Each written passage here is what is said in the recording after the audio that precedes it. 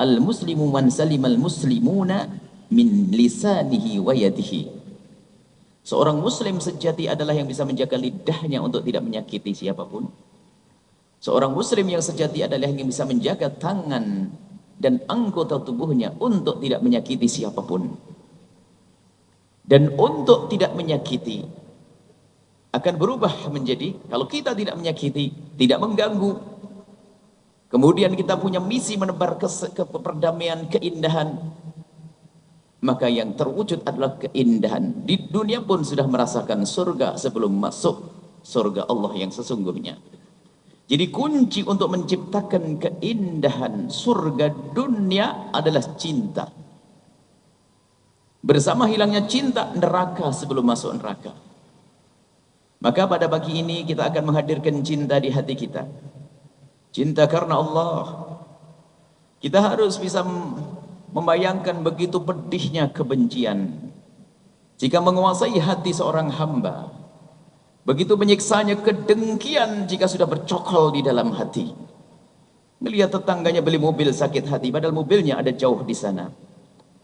Lihat bangunan tetangganya megah sakit hati, padahal bangunannya pun tidak menyentuh, tidak menyakitinya. Mendengar berita tetangganya berhasil sakit hati. Lihat. Orang benci pun demikian, orang benci, dendam kepada sesama, tersiksa hidupnya seperti di dalam neraka. Kalau orang hidup dengan kebencian, dia tersiksa. Melihat semua orang seperti musuh. Melihat rumahnya, ayam kecil lewat di depannya, ayamnya dia tuh. Tersiksa tuh manusia yang punya dendam dan benci. Kenapa harus kita piara penyakit dendam dan benci di hati kita? Maka saat ini kita perlu menghadirkan cinta. Dan bersama hilangnya cinta, muncul permusuhan, muncul kedengkian, muncul kebencian, muncul ketidakpedulian, muncul ketegaan, dan muncul kejahatan pada akhirnya. Dan sungguh cinta adalah indah. Anda akan merasakan surga sebelum masuk surga. Gambaran surga dengan cinta. Kebencian. Kalau orang sudah benci dan dengki, sudah tidak pandang apakah bapaknya sama atau ibunya sama. Kisah Qabil Habil. Bahkan hari ini pun banyak hamba yang diuji, punya neraka di dunia. Nerakanya sudah tampak di dunia. Dengan adiknya, bapaknya sama, ibunya sama, rebutan waris tidak beres-beres. Itulah ahli neraka yang berjalan di atas bumi yang telah dicabut cintanya dengan saudaranya. Tapi kalau orang sudah punya cinta, lihat, keindahannya mudah didapat, bukan di saat mendapatkan hadiah saja dia bergembira.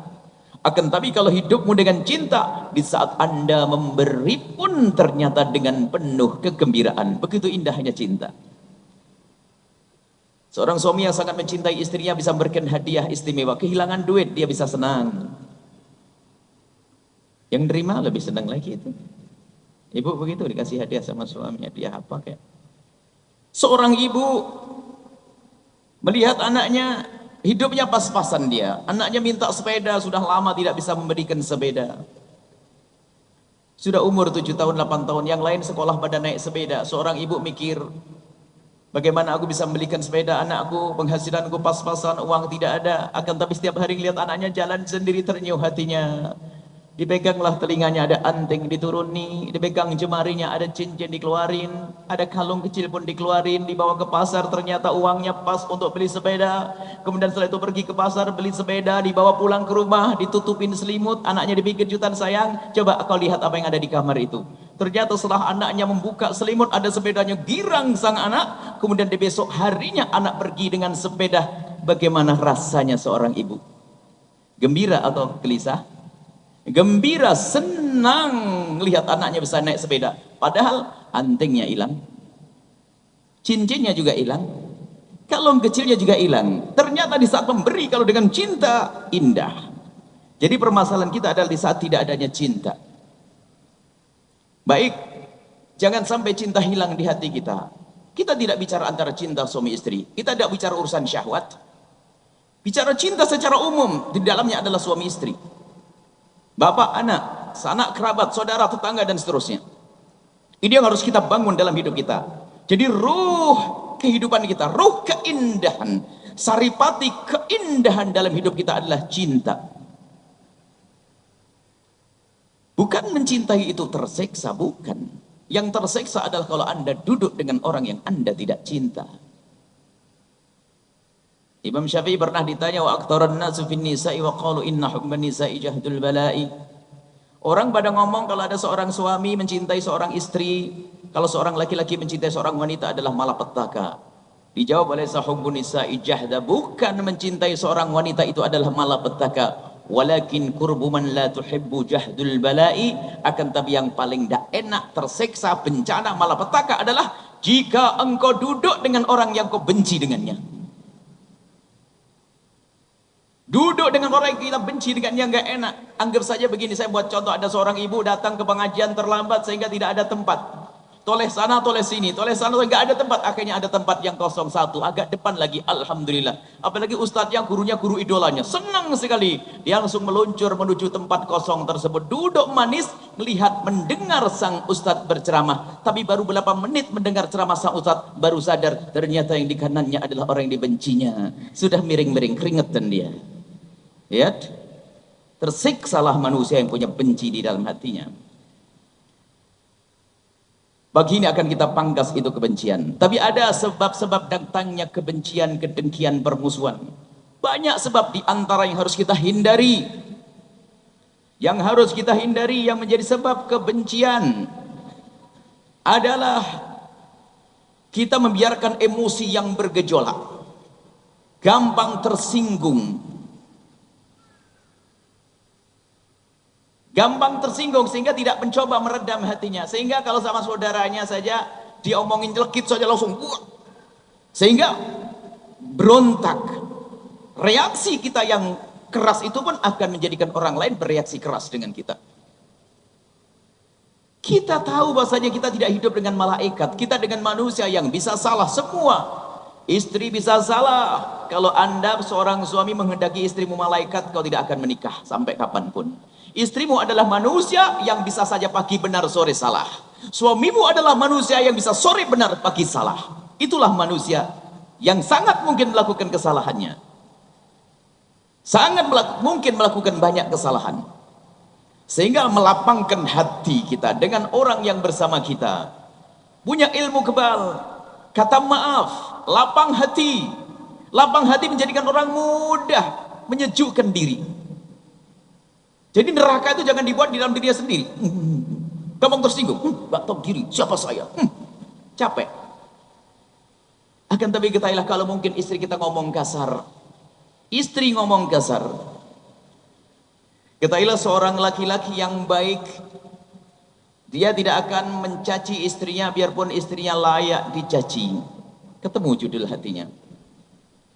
Seorang istri yang baik tidak akan mencaci suami biarpun istrinya layak, biarpun suaminya layak dicaci.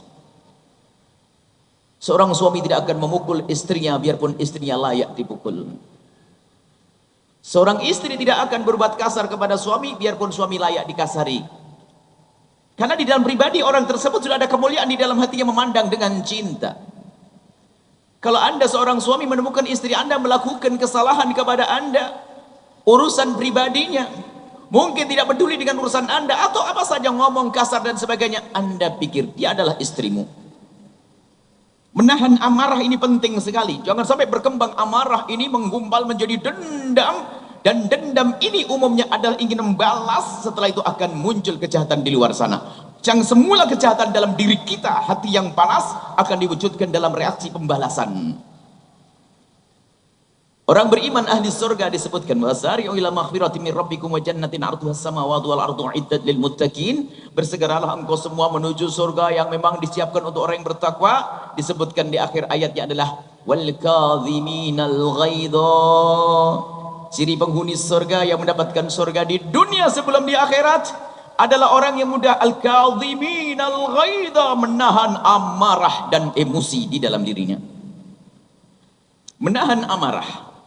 Dan menahan amarah ternyata belum cukup. Dalam ayat disebutkan menjadi ahli surga, dengar, tahan amarahmu. Urusan pribadi ya, kita tidak bicara urusan agama Allah dinodai, tidak. Kita urusan pribadi. Urusan kita diganggu. Kalau urusan agama Nabi Muhammad diganggu, Al-Quran diganggu, Islam diganggu, itu babnya beda. Urusan pribadimu. Jika urusan pribadimu diganggu oleh saudara, sahabat, kerabatmu, maka pakai wal kadhiminal ghaidha. Tahan amarah di dalam dirimu. Tapi menahan amarah pun belum cukup. Sebab amarah yang ditahan itu jika tidak kita hapus, nanti akan muncul pada suatu ketika nanti, menggumpal, meledak pada suatu ketika nanti. Maka setelah wal kadhiminal ghaidha, ini harus berlatih dari semua dari kita. Di saat ada orang yang memicu amarah kita, jika ada orang yang menyulut emosi kita, tahan dulu. Saya mau balas. Oh, ini mau marah. Ntar dulu, stop. Wal kadhiminal ghaidha, tahan amarah. Setelah menahan amarah, tidak cukup. Amarah disimpan, nanti dikeluarkan suatu ketika. Tapi tumpangi dengan wal afina 'anin nasi. Aku maafkan engkau. Aku maafkan engkau. Jangan dituruti marahmu, itu marahmu menghantarkan kepada perbuatan yang keji. Kalau amarah dituruti menjadi perbuatan yang membahayakan. Wal kadhiminal ghaidha, setelah seorang hamba menahan diri, menahan amarah, setelah itu wal afina 'anin nasi, memaafkan manusia. Jika memaafkan, apapun, sebesar apapun kesalahanmu kepadaku, aku maafkan karena engkau adalah istriku, karena engkau adalah anakku, karena engkau adalah umat Nabi Muhammad sallallahu alaihi wasallam. Kurang ajar. Demi Allah, saya tidak terima sampai hari kiamat. Wah, serem banget tuh manusia. Kok dendam disimpan tuh, mau sakit sampai hari kiamat. Coba kalau kita hapus dengan wal afina 'anin nas, kita maafkan. Setelah itu apa? Ditumpangi lagi yang terakhir. Sebab sudah kita cabut itu tumor yang ganas yang menggerogoti hati itu, sudah kita cabut, kadang tumbuh lagi. Afin, memaafkan itu mencabut. Kalau wal kadhiminal ghaidha itu seperti obat penenang, obat anti nyeri saja itu. Biar enggak nyeri sakitnya. Ditahan dulu. Tapi setelah itu dicabut, baru nanti dibersihkan akarnya. Wallahu yuhibbul muhsinin.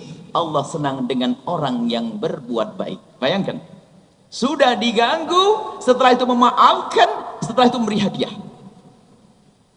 Oh, hebat. Kalau ada orang kurang ajar ngomong nyelekit kepada Anda. Ya Allah, astagfirullah. Ngambil air wudhu. Ya, datang salam, iya aja. Saya maafkan kamu, tidak apa-apa. Buat ulang. Rekeningmu mana? Ini obat mujarab. Kalau Anda percaya sudah. Kalau Anda marah sama seseorang, kasih duit, beres. Beres, kasih hadiah paling bagus. Lan tanul bir hatta tunfiq ma tuhibbun. Yang paling kau cintai berikan pada dia, langsung luntur kebencian Anda. Enggak akan berubah jadi kebencian. Perangi. Dan lebih dari itu kan dapat pahala. Kok susah banget cari pahala. Sudah dapat pahala, hati semakin sejuk. Daripada dicatat tanggal segi jam begini kau telah kurang ajar kepadaku. Naudzubillah, ada manusia begitu. Ada yang begitu, angkat tangan. Didoain nanti biar cepat sembuh. Itu penyakit tuh. Itu sudah stadium berapa itu kalau kanker tuh? Langsung mati itu kan. Hidupnya tidak enak. Semua orang tidak indah. Maka biasakan dirimu adalah diri kita untuk bisa menahan amarah. Baru kalau marah kita kalau urusan Allah dan Rasulnya. Jadi amarah itu bukan harus dipangkas semuanya. Amarah harus di-manage dong. Ada aturannya, ada orang marah. Kalau orang nggak punya marah itu ada pengecut. Ada orang marah ditata. Marah itu namanya al-ghadab. Al-ghaid. Bahasa Arabnya, marah itu kalau dikawal dengan dua hal akan jadi sifat yang sangat mulia. Marah itu harus dikawal dengan akal sehat sama syariat. Kalau marahmu itu adalah dikawal oleh akal sehat dan syariat, maka akan menjadi satu sifat yang sangat mulia, yaitu syaja'ah, bisa perang di jalan Allah. Tadi bicara Palestina, berangkat ke Palestina. Kalau tidak marah gimana kita perang? Tapi marah dipandu syariat. Perang sama saudara ini bagaimana ini? Sama-sama umat Nabi Muhammad sallallahu alaihi wasallam. Sama bapaknya sama ibunya sama rebutan waris, itulah ahli neraka yang berjalan di atas bumi. Memusuhi saudaranya. Model apa itu? Wah, kadang-kadang paling banyak sholatnya, paling banyak tahajudnya, paling banyak hajinya, paling banyak umrohnya. Tapi tidak sadar dia bermusuhan dengan saudaranya. Dia membuat neraka di dalam dirinya. Jadi salah satu sebab hilangnya cinta adalah kita ini gampang menuruti emosi. Karena apa? Emosi yang kita luapkan akan menjadikan orang tidak simpati dengan kita. Dan tidak simpatinya dia dengan kita pun akan menjadikan dia punya reaksi yang tidak menarik. Tambah nggak senang kita. Akhirnya biarpun kakak adik, ternyata yang satu masuk rumah, yang satu keluar rumah. Na'udzubillah. Alangkah tersiksanya manusia itu neraka bagi dia sebelum masuk neraka. Termasuk diantaranya nanti akan kata filosofi. Termasuk sebab yang lainnya adalah sering membicarakan kejelekan orang dan komentar tentang kejelekan seseorang. Zaman ini zaman komentar. Hati-hati. Zaman Facebook, WhatsApp, terus apa lagi? Medsos semuanya lihat. Orang mudah berkomentar. Sudah Anda jangan berani mengetik, menulis tangan. Karena al-qalam, tulisan itu ahadul lisanaini, salah satu dari dua lesan. Lesan kita yang pertama adalah ini, yang kedua adalah yang kita tulis. Jangan Anda menulis di Facebook semarah apapun dirimu, kecuali bermanfaat untuk Allah dan Rasulnya. Untuk bermanfaat diri kita di hadapan Allah dan Rasulnya. Sekarang orang begitu gampangnya. Itu menjadi sifatnya jelek, gampang komentar. Coba saja lihat guru-guru mulia kita misalnya. Sudah yang lain komentar baik, ada saja setannya satu kan. Komentar tidak enak. Sedih kalau melihat seperti itu. Padahal kalau ketemu orangnya nggak kita berani. Tapi sebetulnya dia telah membiasakan dirinya untuk rusak hatinya. Sehingga kalau tidak komentar jelek nggak bisa. Nah, hati-hati, amanat. Jangan gunakan Facebook atau yang lainnya. Jangan Anda komentar. Kalau ternyata Anda melihat orang yang tidak baik, kita minta ampun saja kepada Allah. Ya Allah, ampuni kami semua. Selesai. Dia adalah umat Nabi Muhammad kok. Yang masuk Facebook guru Anda adalah umat Nabi Muhammad. Yang tiba-tiba mengomentari perilaku Anda umat Nabi Muhammad SAW. Dan jangan menulis sesuatu yang tidak baik, berkomentar yang tidak baik. Komentator dasar. Hebat, Masya Allah. Ngomong apa saja, dengan berita ini langsung disampaikan. Termasuk diantaranya nge-share, membuat fitnah. Ulama dengan ulama diadu. Wah, ini paling lihat, Ustadz ini vs Ustadz ini, Kiai ini sama Kiai ini. Masya Allah, ini Kiai diadu dan Ustadz ini diadu. Lama kerjaannya ngadu domba, yang dia sendiri tidak senang, dia sendiri karena dia tidak senang sudah di neraka, pengen bawa orang sebanyak-banyaknya ke neraka karena dia iblis. Iblis itu kan jatahnya neraka, makanya dia tuh goda kita, iblis. Jangan mau bawa masalah komentar-komentar. Ini kami sering sampaikan, Anda jangan komentar tidak baik apapun. Misalnya benar orang itu tidak baik, tidak ada artinya kita berkomentar macam-macam. Macam-macam komentar tingkat, ada komentar tentang pemerintahan, komentar tentang ustadz ini ada kelas-kelasnya, grup-grupnya ini, Masya Allah. Jadi setiap hari tidak ingin menyebarkan salawat kepada Nabi, perbanyaklah salawat, perbanyaklah sedekah, perbanyaklah, enggak, komentar dong. Sampai ada, saya dengar, usah disebutkan, ada salah satu orang punya status apa, Facebook atau apa, judulnya ada judul nggak enak sudah, judul komentar jahat, judul iblis. Memang suka komentar dan memang dia trennya adalah untuk menjadi setan dia. Hati-hati ya. Facebook menggunakan untuk kebaikan. Jangan anda berkomentar atau menjadi orang semakin dekat kepada Allah. Dan jangan membicarakan kejelekan siapapun. Ini termasuk babnya menggunjing juga, menggunjing sebab permusuhan, menggunjing dosa gede, membicarakan kesalahan saudara kita yang memang benar terjadi adalah menggunjing. Menjadikan orang lain tidak suka dengan dia. Kalau saya berbicara tentang kesalahan seseorang yang benar terjadi kepada orang lain, maka orang yang semula tidak tahu menjadi tahu, sehingga mungkin dia menjadi benci kepada dia. Naudzubillah. Saya yang menanamkan kebencian. Sehingga dalam ajaran pendidikan dari baginda Nabi, aib dosa-dosa pribadi seorang hamba, urusannya dengan Allah hendaknya kita tutup. Jangan bicarakan dosanya seorang hamba kepada Allah. Jangan bicarakan perzinaan seseorang, dosanya menggunjing zina, dosa besar. Kadang satu orang berzina hamil 2 nikah, satu kampung tahu semuanya, berarti semuanya membicarakan dia dan dosa semua masuk neraka semuanya. Agar tapi menjadilah anda orang yang menutup aib siapapun yang melakukan kesalahan. Urusan kepada Allah. Orang berzina diajari untuk menutup aibnya, cuman kadang menjadi bahan gunjingan. Oh itu ya, aduh sama, ibunya dulu juga gitu, percis. Nah, ibunya di bawah. Akhirnya sak kampung, wah dasar kota itu yang banyak, sudah biasa kota itu. Sak kota digunjing semuanya, gimana minta maafnya dia? Dasar hati busuk yang begitu. Dan itu bukan Anda, adalah hati yang baik insya Allah. Jangan berani membicarakan kejelekan siapapun. Bahkan ini, kalau seandainya ada orang konsultasi kepada saya tentang sebuah kejadian, tatanya dia lupa membicarakan tentang aibnya dia, mungkin dia kepleset pada zina. Saya haram cerita kepada istri saya. Tidak haram cerita kepada orang yang dekat kepada saya sekalipun. Ya, lagi-lagi karena kurang ilmu dan kurang hati-hati, gampang cerita. Tahu enggak? Na'udzubillah. Kalau sudah biasa membicarakan kejelekan orang lain, kadang-kadang yang dibicarakan bukan orang lain, suaminya datang kantor duduk di rumah Syah, belum apa-apa sudah cerewet, rame. Oh, istri ke kantor ngomongin suaminya, belum apa-apa, duduk. Yang dibicarakan suaminya. Model apa itu? Itulah pencari neraka di dunia, tidak indah hidupnya. Suamimu manusia, bukan malaikat. Dia punya kekurangan, tidak harus kau sebar di kantor. Istrimu manusia, punya kesalahan, tidak harus kau sebar di kantor. Dan kadang ngomonginnya pun halus. Status atau DP, saya kurang paham dunia media sosial. Kalau ada di tulisannya itu apa namanya? Status ya? Atau DP? Status, baik. Seorang perempuan tiba-tiba ngomong, ada,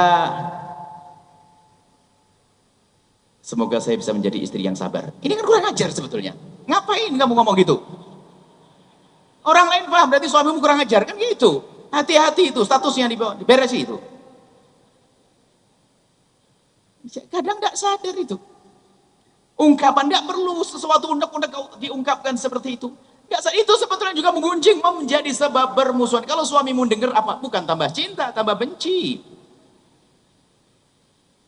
Coba kalau tiba-tiba misalnya suaminya marah setiap hari, DP-nya tambah indah. Wajib bagi seorang wanita senantiasa bersyukur kepada suami. Wajib bersyukur. Hati-hati, nasihati. Suami adalah imam kita, suami. Padahal suaminya baru marah-marah ke dia. Ya? Suaminya ngelihat ngintip DP-nya. DP-nya gitu, aduh kapok deh, saya besok nggak mau marah-marah lagi. Karena bener DP-nya atau statusnya. Statusnya malah memicu emosi. Jomblo. Merendahkan dirimu sendiri, kalau dirimu tidak laku gak usah lapor. Biasa ya. Baik, banyak hal yang tidak kita sadari ternyata memicu permusuhan. Ngomongin kejelekan orang baik secara langsung atau tidak langsung, pakai isyarat kadang. Hentikan mulai detik ini, Anda jangan komentar yang jelek. Jangan komentar yang jelek. Jangan buat status atau DP yang tidak pantas, tulisannya yang benar deh. Yang ada bau nasihat, ada manfaat untuk orang lain. Kalaupun kita punya permasalahan, ketahuilah permasalahan diselesaikan, untuk diumbar. Bahkan mungkin ada yang bertanya gimana hukumnya curhat. Curhat itu apa sih? Curhat itu untuk cari solusi. Kalau curhat tok namanya gunjing. Ada orang mukanya muka curhat. Di sebuah perusahaan atau kantor ada muka curhat. Apalagi pasti lagi ngomongin gitu ya lagi. Ada muka curhat. Kita akan diperkenankan curhat adalah menyampaikan permasalahan kepada orang yang dalam dugaan kita akan menyelesaikan permasalahannya. Bukan setiap orang harus dikasih tahu. Baik, membicarakan orang lain, hati-hati ya, tolong jangan ngetik, ada amanat, ada tulisan, ada catatan di hadapan Allah, ada catatan amal. Anda menulis satu kalimat yang jelek, tidak akan Anda sadari sampai dikatakan orang tidak menyadari kalau dia mengucapkan kalimat, ternyata dengan kalimat itu akan direndahkan di dasar neraka jahanam. Nabi pernah menyebutkannya. Dan kalimat termasuk menulis. Anda tidak sadar menulis satu kalimat ternyata menjadikan Anda terjerumus dalam neraka jahanam karena omongan jelek, omongan gunjingan, menjelekkan orang lain. Hati-hati. Begitu sebaliknya, ada satu amalan yang tidak disadari oleh seseorang atau kalimat yang diucapkan oleh seseorang tidak disadari, ternyata itu kalimat menjadikan dia terangkat di hadapan Allah Subhanahu wa taala. Nah ini yang pertama adalah jangan banyak komentar, sebut kebaikan seseorang. Jadi jangan membicarakan kejelekan seseorang. Kemudian setelah itu nanti masuk bab menggunjing, mengadu domba dan sebagainya. Mengadu domba. Maka di sisi lain, Anda jangan mudah percaya jika mendengar berita dari orang lain tentang kejelekan orang yang Anda kenal. Itu pengadu domba. Seorang istri mendapatkan telepon dari seorang perempuan yang lain. Neng, lagi di mana? Lagi di rumah. Suamimu di mana? Kerja. Kerja apa kerja? Kerja kok. Aku lihat suamimu tadi masuk pakai baju merah kan? Iya. Kenapa sih? Saya tadi ngelihat dia sama perempuan. Yang benar, kalau ngomong ke rumah aja. Iblis dia diundang di rumah. Ada model wanita gitu tuh. Sampai di rumah tuh ngomongnya kayak ada apa itu, kayak dapat duit berapa miliar itu. Bisik-bisiknya Masya Allah, neraka aja nyeksa dia. Maka jangan mudah percaya. Kalau Anda ada orang fitnah Anda, merusak Anda, Neng, suamimu di mana? Ada kok, kerja. Kerja apa kerja? Kerja, Neng, kenapa? Tadi saya ngeliat dengan seorang perempuan, matamu yang buta. Suamiku orang baik, orang soleh. Enggak benar, demi Allah, ala kamu semua bohong. Pasti Anda ragu-ragu setelah itu kan? Enggak pakai sumpah. Nggak ada ilmunya. Kalau ragu-ragu, tabayun, bertanyalah, engkau akan dijawab. Jangan kau tuduh, dia akan ingkar dan marah. Beda ya. Makanya kalau sudah dengar berita gitu, suami datang, Bang, dari mana Bang? Kerja. Alhamdulillah, ngomongnya Abang ke sana ya? Kan nuduh, nggak enak begitu. Itu adalah bahasa komunikasi yang indah nih. Kadang-kadang bisa nuduh. Abang ke sana ya? Baju merah kan banyak orang pakai baju merah. Dan bisa saja orang tadi kerjanya ngadu domba kan. Makanya bertanya. Saya selalu ngimbau kepada siapapun kalau punya permasalahan dengan pasangan atau siapapun, jangan main tuduh, tapi bertanyalah, engkau akan dijawab. Bang, dari mana Bang? Oh, saya baru kerja. Kadang ini perempuan ini dikasih jawaban yang benar, gak mau. Enggak mungkin. Itu gimana? Minta bagaimana jawabannya? Baik. Ini adalah permasalahan yang sering ditanamkan. Itu iblis yang yang merusak. Berita-berita gaib itu. Saya sambil contoh, Imam Hasan Basri. Imam Hasan Basri adalah seorang imam. Hampir ngisi pengajian semacam ini, tiba-tiba ada yang bertanya, ya Imam, sungguh mengagumkan pengajianmu, terenyuh merasuk di hati, cuman sayang, orang alim tuh kalau ada yang ngeritiki senangnya luar biasa. Saya apa? Kurang apanya? Biar saya benahi. Cuman sayang Imam, kenapa kiai yang di sebelah sana itu kok selalu mencaci kamu dan memusuhi kamu? Kirain mau ngkritiki omongannya ndak enak atau kurang bagus. Rupanya ngomongin bahwasanya ceritakan kalau ada kiai lain yang membenci Imam Hasan Basri. Tarik nafas Imam Basri, tunggu sebentar. Dipanggil muridku sini. Aku punya tamu istimewa ini. Dia berkata bahwasanya kawanku yang ada di sana setiap hari nyaci maki saya dan ngolok-ngolok saya. Pak, terima kasih atas informasinya. Cuman sekarang begini. Kalau memang Bapak bohong, Anda akan dipukul oleh murid-murid saya. Kalau bohong akan dicambuk. Sumpah, enggak Imam, demi Allah, saya dengar. Kalau sekarang, saya rekod nih. Ada videonya, kalau hari ini begitu. Demi Allah Imam, saya dengar dengan telinga saya sendiri. Pokoknya kalau sampai kamu bohong, karena saya tidak senang orang bohong di sini. Ini majelis mulia. Demi Allah Imam, saya tidak berbohong. Saya dengar dengan telinga saya sendiri. Baik. Dan jika omonganmu benar, engkau pun harus dicambuk karena engkau telah mengadu domba antara aku dengan dia. Pilih mana? Kalau dia mengatakan bohong, kalau benar, cambuk. Enggak ada perlunya. Saya lebih senang kalau saya tidak mendengar orang mencaci saya. Berarti kamu telah menanamkan kerusakan di hati saya. Biar saya marah dengan dia. Engkau adalah kiriman setan. Kan menjadikan marah. Contoh saya ada, Buya, ada ustadz sana musuh Buya. Loh, saya kan jadi gak enak. Berarti kamu setan, dikirim setan. Saya tidak pengen dengar berita yang tidak enak. Saya pengen berita kebaikan. Baik, ustadz baik. Kalau ada yang marah dengan saya, jangan ceritain ke saya. Biarpun saya tetap bisa cium tangannya, kan enak. Kenapa kamu datang ke sini lah itu? Kadang kita lebih senang kalau berita yang negatif. Wah, tahu enggak ustadz itu? Wah, kenapa? Enggak tahu saya. Wah, tambah sombong. Ngomongin saya. Astagfirullahaladzim. Wah, astagfirullahnya bukan istighfar. Istighfarnya istighfar sombong. Subhanallah. Orang dakwah kok dicaci maki. Kalau kita dicaci, alhamdulillah mengangkat derajat kita. Semoga Allah mengampuni. Yang mencaci juga umat Nabi Muhammad kok. Kenapa kita harus marah? Pegang dia. Kalau yang caci pribadi saya enteng. Saya maafkan orang mencaci saya maafkan orang yang mengolok saya maafkan orang yang mengambil hak saya maafkan. Kan dia adalah umat Nabi Muhammad SAW. Saya tidak ingin ada umat Nabi Muhammad masuk neraka. Ini di antara sebab-sebab permusuhan. Banyak sebab permusuhan. Itu bisa buat silsilah nanti. Hari ini. Biar kita terhindar dari sebab permusuhan. Jangan dianggap sepele ini. Gampang dengar kuping bolong, nggak pakai filter, itu bahaya sekali. Akhirnya gampang kena fitnah. Sudah kupingnya nggak kena filter, setiap hari lewat internet. Bukan ilmunya dari ustadz. Internet, berita WhatsApp, share dari asal orang. Akhirnya musuh semuanya. Akhirnya apa? Kiai setan, kiai iblis, kiai ini, ustadz ini. Semua dibenci. Karena ada ustadz ini, ada yang benci. Dia dengar yang benci. Ustadz ini baik, ada yang benci. Dia dengar yang benci. Nggak punya guru dia setelah itu. Baik. Langsung saja, ada waktu ini. Bagaimana kita untuk menyelesaikan itu semuanya? Menjaga cinta agar senantiasa abadi. Singkat. Karena waktu. Yang jelas ada beberapa sebab tadi. Suka bicarakan kejelekan orang. Dan suka dengar. Anda jangan dengar. Kalau dengar kisah itu, lihat. Kisah iman itu.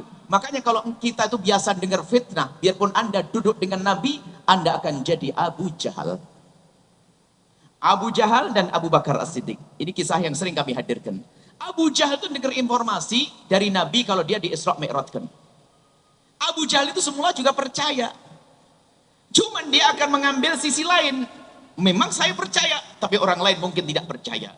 Sehingga waktu dengar berita Nabi Isra Mi'raj, sendang Abu Jahal. Ini akan aku beritahu orang Mekah, dan orang Mekah akan tertawa. Kenapa kok gak ada yang percaya kalau ada orang bisa berjalan dari Mekah ke Palestina dalam satu malam? Berita disampaikan kepada Sayyidina Abu Bakar As-Siddiq radhiyallahu ta'ala. Hei Abu Bakar, ada berita baru untukmu. Berita apa? Saya mau tanya kepadamu, kalau ada orang pergi ke Palestina dari Mekah itu butuh waktu berapa hari? 35 sampai 40 hari perjalanan onta. Abu Jahal ngomong, ya saya juga begitu. Bingung Abu Bakar nih. Orang tanya berapa, setelah itu jawab, saya juga begitu. Maksudmu apa Abu Jahal? Iya, ini ada orang gila akhir-akhir nih. Gila bagaimana? Masa dia ngomong pergi ke Mekah kok cuma semalam? Gila enggak gitu? Ya enggak mungkin lah, kata Abu Bakar Siddiq. Ya enggak mungkin masa ke Mekah cuma semalam. Iya, ini benar-benar gila tuh orang. Cerita kalau saya dari Mekah cuma semalam. Lalu Abu Bakar bertanya, memangnya siapa orangnya kok berani ngomong begitu? Oh, ini Abu Jahal sudah senang, ini kayak punya kawan nih. Abu Bakar bakal keluar dari Muhammad ini. Kamu pengen tahu Abu Bakar? Iya, siapa? Orang yang berkata bahwasanya dia bisa melakukan perjalanan dari orang baik jadi jelek. Dia, wa anda hidupnya dengan media. Innalillah. Semoga Allah ngampuni kita semuanya. Baik, sekarang ingin menumbuhkan cinta, langsung saja, ada beberapa menit, nanti ada tanya jawab katanya. Untuk menumbuhkan cinta dan memangkas, mulai detik ini, jangan biasakan Anda mendoakan jelek kepada siapapun. Jangan. Kalau Anda disakiti oleh seseorang, ya Allah ampuni dia ya Allah. Jangan kau hukum karena dia umat Nabi Muhammad sallallahu alaihi wasallam.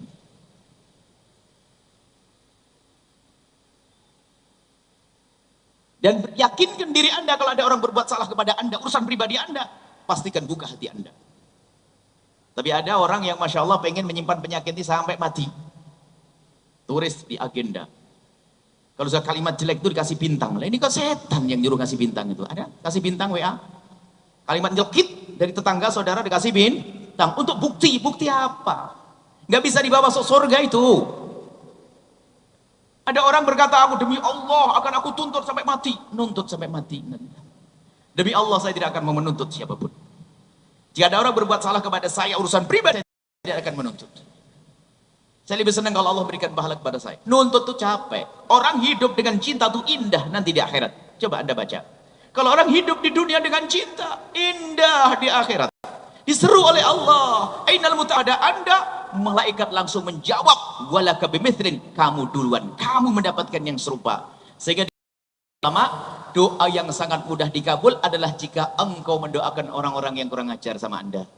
Jadi Anda punya hajat apa? Jadi kalau ada orang ngajar kepada Anda, pinjam duit nggak balik-balik, ngomong nyelekit, menfit, sudah mulai reda berarti, kayaknya bisa saya doain. Tapi masih ada egoisnya, jadi doain orang lain untuk diri sendiri ya, masih. Nah, enggak apa-apa. Pokoknya latih begitu bersabda. Kalau kita doakan dia, maka untuk kita sampai dikatakan apa? Ada doa yang sangat mudah dikabul oleh Allah tapi sangat dilupakan oleh hamba Allah, yaitu doa dengan cara mendoakan orang lain yang tidak ada di hadapan kita atau yang lagi berseberangan pendapat dengan kita, yang bermasalah dengan kita.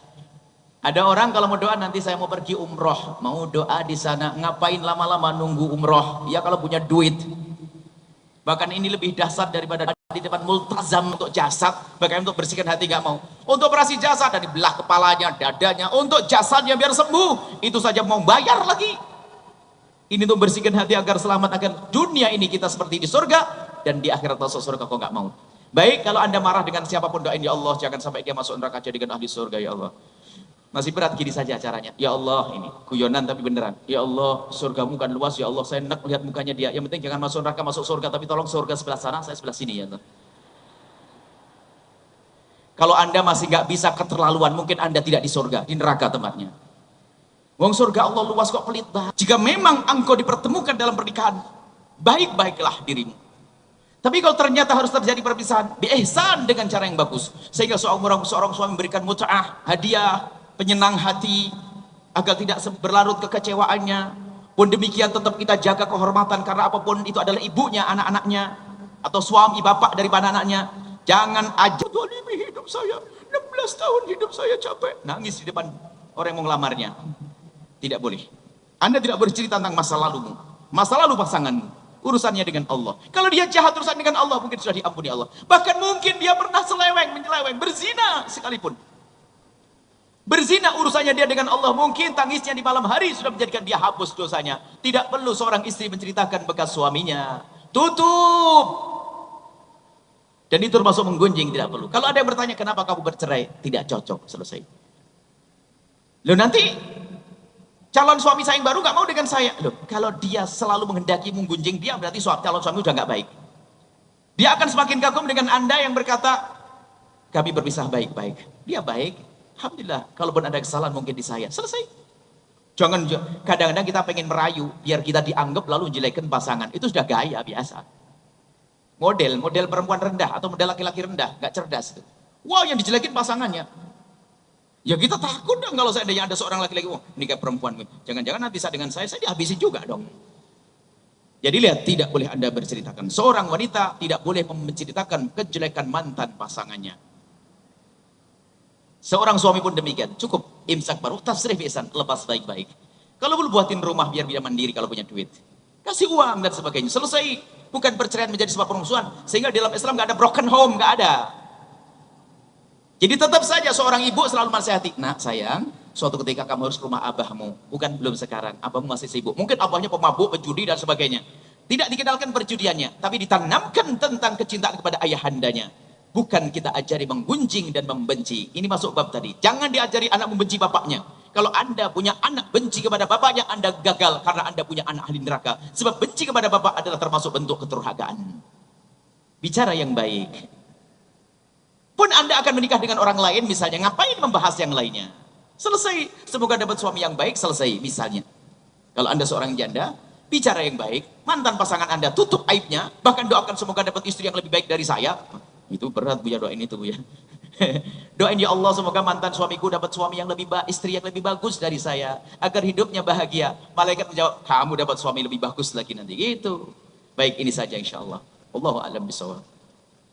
Assalamualaikum warahmatullahi wabarakatuh Bu ya. Assalamualaikum warahmatullahi wabarakatuh. Allahumma sholli ala sayyidina Muhammad wa ala ali sayyidina Muhammad.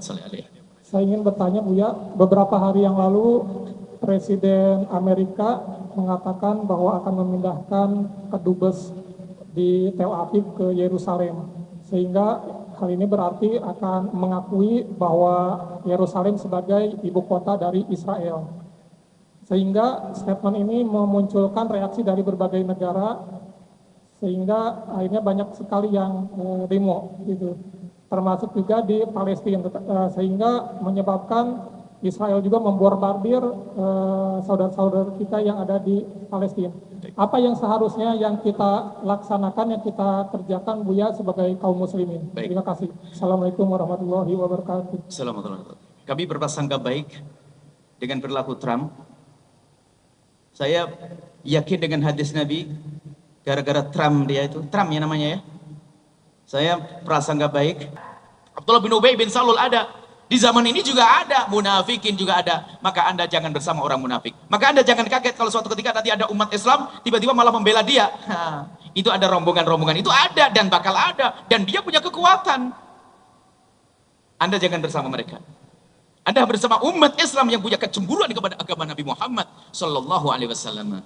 Wallahu a'lam bishawab. Assalamualaikum warahmatullahi wabarakatuh. Assalamualaikum. Saya Adit dari Depok. Saya mau nanya Buya, saya ada 2 pertanyaan.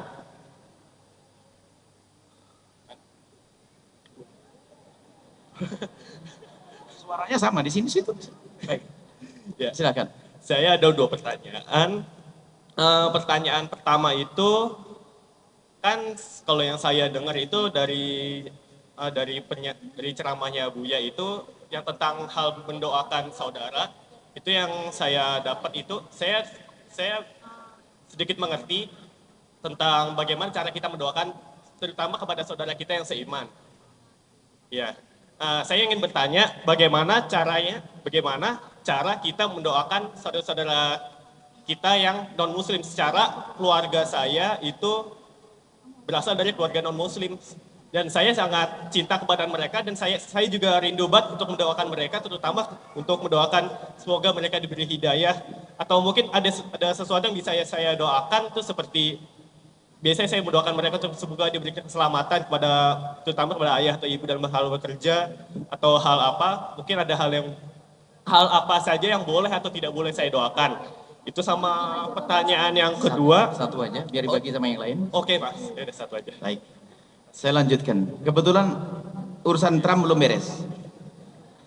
Anda harus berani berdoa setiap hari, ya Allah berikan petunjuk kepada Trump. Hidayah. Tidak boleh Anda ngedengki. Bisa jadi Trump nanti menjadi Khalid bin Walid. Yang memusuhi Islam menjadikan sebab kemunduran Islam dikasih hidayah oleh Allah. Semoga Trump dengar ini lalu masuk Islam nanti. Jadi memang di saat dia melakukan kesalahan, waktu Khalid bin Walid di barisan lawan kaum muslimin dia serang. Tapi di saat Khalid bin Walid masuk Islam, lihat. Padahal Khalid bin Walid lebih serem daripada Trump dan yang lainnya dia. Dia adalah jago di dalam berperang. Strategi perang dahsyat sampai umat Islam di perang Uhud terpukul mundur, lihat. Karena kedahsyatan Sayyidina Khalid bin Walid, lihat. Setelah masuk Islam apa? Makanya ini yang sering kita lupakan. Doa kita kadang masih ada egoisnya. Kalau sudah marah sama seorang tidak pernah ada doa hidayah. Memang satu sisi kita marah dengan yang pernah menodai Al-Quran misalnya, menodai agama, tapi jangan lupa sisipkan doa, ya Allah berikan hidayah kepadanya, jadikan dia umat ahli la ilaha illallah. Pernah atau tidak? Sudah terlanjur marah Bu ya saya. Padahal kalau Anda dikabul, apa yang terjadi setelah itu? Allah. Sayyidina Umar bin Khattab bagaimana kisahnya? Targetnya memenggal leher Nabi Sayyidina Umar. Sampai waktu dengar berita adiknya masuk Islam, marah dia, bawa pedang dia. Nabi Muhammad mau dibunuh, targetnya bunuh Nabi. Sampai hari ini ada orang jahat di dunia ini nggak ada target yang bunuh Nabi kok. Tapi setelah masuk Islam, Sayyidina Umar menjadi pembela Islam yang dahsyat. Memang di saat kita harus berikan keterangan tentang kemarahan kita kepada orang yang menodai Islam agama, maka harus ada. Tapi sisi lain jangan lupa Anda sisipkan panjatan doa. Ya Allah, berikan kepada dia dan dia petunjukmu ya Allah, agar dia menjadi Khalid bin Walid zaman ini ya Allah. Menjadi orang yang beriman. Enggak mustahil, enggak susah bagi Allah. Siapa yang menduga Khalid tiba-tiba datang sendiri dengan meninggalkan pasukannya lalu masuk Islam. Sayyidina Umar hanya di depan adik perempuannya tiba-tiba langsung runtuh dia masuk Islam dengan ayat Al-Quran. Tidak mustahil itu semuanya. Maka kita pun di samping ada marah satu sisi, ada panjatan doa. Anda pun demikian. Dengan saudara yang tidak beragama Islam pun doa, panjatan doa yang terpenting untuk dia adalah ya Allah berikan dia hidayahmu agar dia kelak punya surga di akhirat. Doa hidayah. Semarah apapun kita dengan orang kafir, tidak boleh kita menjadikan itu sebab terus tidak merindukan kebaikan. Nabi biarpun orang menyakiti dia, lihat, Nabi dipukuli oleh orang Taif, disakiti, disiksa. Ada malaikat menawarkan, ya Rasulullah, aku lihat kau dipukuli oleh kaummu. Iya. Kalau engkau izinkan ahsyabain, 2 gunung besar itu akan aku angkat, lalu aku akan tumpahkan di atas kepala mereka. Nabi mengatakan, tidak, jangan doakan itu. Allah mahdi qaumi fa innahum la ya'lamun. Ya Allah, berikan petunjuk kepada kaumku. Ya Allah, berikan petunjuk kepada Trump. Karena mereka berbuat gitu karena belum kenal Islam yang sesungguhnya. Dan yang lainnya, kita tidak bicara tentang Trump, tidak. Kita termasuk saudara kita. Dia begitu kalau belum kenal Islam yang sesungguhnya. Dia paling dengar Islam yang informasi minus. Karena sosial media yang ngaco tadi. Sehingga dia mengenal Islam dengan cara yang salah. Sehingga Islam dipandang ekstrim. Islam adalah radikal. Memang ada benalu. Islam itu bukan Islam. Tumbuh di dalam Islam atas nama Islam. Radikal, keras, membuat kerusakan di muka bumi. Itu bukan Islam. Anda harus tahu mana pohon Islam yang sesungguhnya. Belajar di tempat-tempat yang jelas. Jadi doa. Anda doakan semoga Allah berikan hidayah. Kemudian tetap akhlak yang mulia. Kalau itu adalah seorang ayah-ayah. Kita dianjurkan. Kalau ayah baru masuk Islam, berinteraksi yang baik dengan ayah yang masih kafir, dengan saudara yang masih kafir. Ada datang kepadanya, beri hadiah, ucapkan apa saat-saat kegembiraan dia, selamat untuk pernikahannya misalnya, anaknya dan sebagainya. Ucapan-ucapan kebaikan. Yang penting jangan mengucapkan selamat atas urusan agama dan Tuhannya dia. Anda datang dengan yang baik, maka dengan akhlak yang mulia akan membawa dia untuk mendapatkan hidayah dari Allah. Doanya adalah satu, doa hidayah. Yang nggak boleh adalah doa pengampunan, karena Allah tidak akan mengampuni orang kafir kecuali dia menjadi ahli la ilallah. Dan kami seru kepada siapapun, wahai saudaraku yang mendengar suara ini, jika anda bukan umat Nabi Muhammad, umat la ilallah, bukan umat la ilallah, jika anda punya banyak dosa sebesar apapun, jika anda ikrar untuk berasyhadu an la ilaha wa asyhadu anna Muhammad Rasulullah, al-islamu yajubu ma qablahu, dosa-dosa anda yang lalu dihapus oleh Allah. Anda nol, anda lebih bersih daripada saya yang sudah masuk Islam dari kecil. Hei orang di luar Islam, jangan ragu. Cukup anda bersyahadat, kok kemudian anda mati, surga tempat anda tidak punya dosa. Pintu luas untuk anda yang belum agama Islam. Setelah itu anda akan menjadi saudara saya. Biarpun semula anda termasuk orang yang sangat memusuhi kami, anda menjadi saudara saya yang tidak boleh diganggu. Semoga orang di luar Islam mendengar bahwasanya Islam itu indah. Silakan. Cukup waktunya? Masih ada? Assalamualaikum warahmatullahi wabarakatuh. Saya ingin bertanya 3 pertanyaan. Yang pertama. Satu pertanyaan. Ini berhubungan dengan pekerjaan. Jika ada azan telah datang, terus kalau misalkan pekerjaan kita menolong orang, itu taruhannya nyawa, apa yang kita dahulukan, Kiai? Apakah menolong orang dulu atau kita sholat dulu? Baik. Sedangkan ini berhubungan dengan nyawa. Terima kasih. Assalamualaikum warahmatullahi wabarakatuh. Waalaikumsalam warahmatullahi wabarakatuh. Saya ambil sholat yang tidak bisa ditinggalkan sama sekali. Anggap saja sholat Jumat. Selain sholat Jumat bisa anda mundurkan. Sholat Jumat kan ikut imam. Bahkan kalau seandainya anda melakukan seorang laki-laki yang wajib melakukan sholat Jumat, ternyata ada orang perlu ditolong, taruhannya nyawa. Bahkan bukan taruhannya nyawa sekalipun, anda boleh meninggalkan Jumat. Urusan dengan manusia itu penting. Ibaratnya begini, anda seorang laki-laki yang harus wajib Jumat, ternyata anda punya istri yang solehah. Ma, jangan ditinggal saya ketakutan di rumah. Saya sakit, gak ada yang bantu di rumah. Anda tidak usah sholat Jumat kok. Sholat Jumat, apalagi sholat-sholat yang lainnya. Urusan dengan manusia penting. Jangan kita beribadah dengan hawa nafsu. Ada orang sekarang mati, ntar saya mau sholat dulu. Allahu Akbar. Dia tidak kenal agama dia. Sholat Jumat saja bisa menjadi tidak wajib bagi seorang laki-laki yang semula wajib untuk menjaga orang sakit di saat tidak ada yang menggantinya. Jangan kau menjaga orang sakit, menjaga harta yang bakal dijarah oleh orang lain. Naudzubillah, zaman pemerkosaan misalnya, di rumah kita punya anak perempuan 2. Tatonya apa? Sudah diintai oleh laki-laki. Kita tidak usah Jumatan jaga anak putri kok. Nah ini, kemanusiaan ini penting. Perlu kita beratur. Islam itu yang menjaga kemanusiaan. Baik, jadi kalau ada urusan ibadah jangan egois. Bukan ibadah saja wahai ibu yang soleha. Misalnya suamimu datang kerja, menginginkan sesuatu. Anda jangan urusan baca Quran 2 juz dulu, ntar dulu, abang dulu. Bentar dulu bang, saya mau menyelesaikan 2 juz sama sholat 8 rakaat. Oh, suaminya sudah ngorok duluan nanti. Tidak boleh dengan hawa nafsu. Suami datang disambut, sholat ditunda. Sekarang saya harus sholat fardu bang.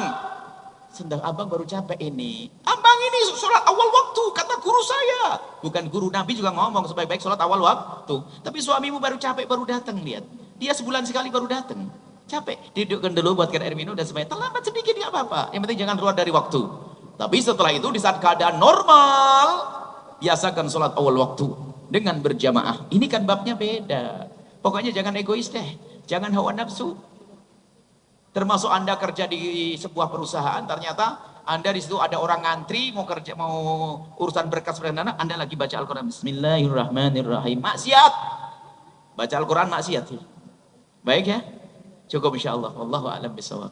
Assalamualaikum warahmatullahi wabarakatuh. Assalamualaikum. Buya, saya mau nanya terkait fikih. Tadi saya kesini awalnya sama istri saya. Gimana? Tadi awalnya saya kesini sama istri saya, tapi ketika perjalanan istri saya haid. Yang mau saya tanyakan tentang hadis Nabi yang melarang wanita haid untuk mendiami masjid. Baik. Maksudnya untuk kawasan Masjid Istiqlal ini apakah harus di luar gedung, apakah boleh di tengah untuk bisa mendengar kajian juga? Baik. Baik. Saya tidak akan berbicara melampaui daripada ilmu yang saya ketahui. Wanita haid, wanita belajar bisa saja di luar masjid, masih banyak majelis. Biarpun majelis saya, kalau Anda haid, Anda tidak usah masuk. Karena apa? Saya akan berpegang kepada yang dikatakan. Saya bicara kepada ulama dulu. Biarpun setelah itu ada pendapat-pendapat, itu urusan orang lain. Ulama 4 madhab, semuanya mengatakan bahwasanya wanita dalam keadaan haid tidak diperkenankan masuk masjid dalam arti tinggal. Kalau masuk lewat ngambil anaknya atau jemput anaknya boleh. Tapi kalau muksu diam di dalam masjid tidak diperkenankan. Biarpun setelah itu ada ijtihad ulama akhir zaman mengatakan boleh. Ada si fulan. Sampai hari ini saya tidak berani mengambil pendapat mereka. Karena selama ini kita baca dari ulama 4 madhab mengatakan jangan. Kalau Anda patuh dengan syariat, Allah akan berikan pada Anda ilmu laduni, ada media, televisi dan sebagainya. Maka sebagian masjid yang sudah dikemas dengan baik ada tempat wanita haid. Memang diwakafkan itu bukan untuk wanita, untuk masjid ada, bukan untuk bangunan masjid, ada tempat tertentu. Ini bicara tentang ilmiahnya, para ulama seperti itu. Biarpun ulama mutaakhirin, ulama akhir-akhir sudah ada yang berfatwa bahwasanya asalkan pakai pembalut ini harus tertutup dan sebagainya itu boleh. Kami tidak berani membawa mereka, karena apa? Kami mengikuti ulama yang 4 madhab yang kuat dulu selagi masih bisa. Tapi itu pun jangan kaku. Misalnya nemeni suami sholat ke masjid, dia di luar masjid, hujan deras, basah kuyup. Kalau kehujanan, ya masuk ke masjid karena darurat, takut kena hujan. Atau di luar ketakutan, masuk masjid ada darurat. Tapi yang nggak boleh adalah normal. Dalam keadaan normal, Anda tidak perlu masuk. Bukan omongan saya. Lihat, jangan disebutkan ini bukan kata Buya Yahya. Nanti ngajak gulet nanti akhirnya. Saya tidak pernah ngomong omongan saya. Begitulah saya membaca, waktu saya belajar, ulama 4 madhab. Ada fatwa orang akhir mengatakan boleh asalkan penyumbatnya benar dan sebagainya, dan itu pun ditolak oleh ulama yang lainnya. Maka saya masih berpegang kepada kebanyakan ulama, dan Anda jangan memaksakan urusan kebaikan. Selagi ulama mengatakan jangan ikuti, nanti Allah akan berikan kepada Anda pemahaman yang istimewa di dalam hati Anda, namanya ilmu laduni. Wallahu a'lam bishawab. Di luar masjid boleh, pinggir-pinggir masjid yang ada kedengaran boleh. Kecuali nanti hujan deras, takut flu, demam, boleh masuk. Wallahu a'lam bishawab.